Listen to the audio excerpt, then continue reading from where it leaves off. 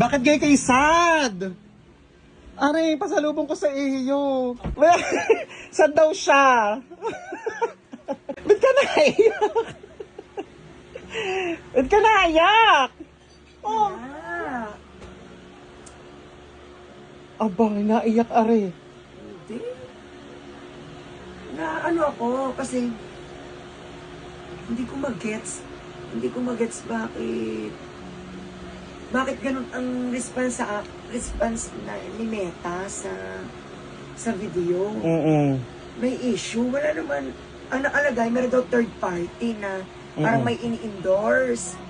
Wala namang ini-endorse na product. Ano ba yung inalis, yung inalis yung na- pagka-uwi mo sa event? Oo, yun. Yun na kayo. Ayun yun. Yung- At saka for one video, ganun agad ang atake? Hindi nga iisa eh. Ah, talaga ba? Parang 5. Hinahanap nga namin bakit ganyan ang nangyari. It's okay. O, arin.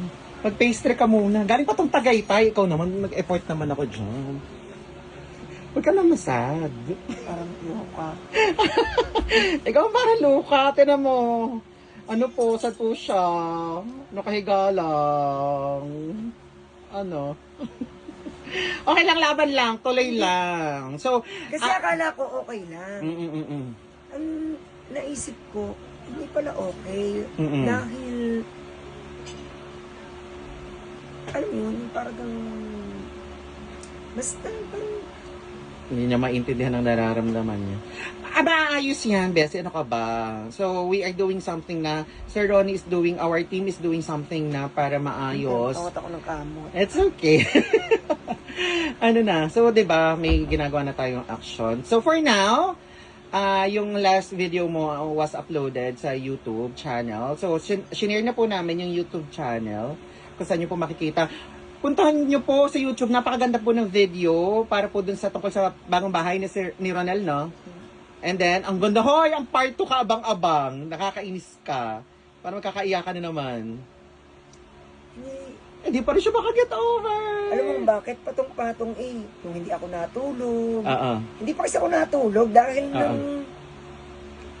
anong oras magsasara ako ng 12 hanggang 1 a.m. May inaayos. Nakausap ko yung sa yung sa post hanggang sa 1 a.m. And then anong nangyari? Na-discover ko na may problema nga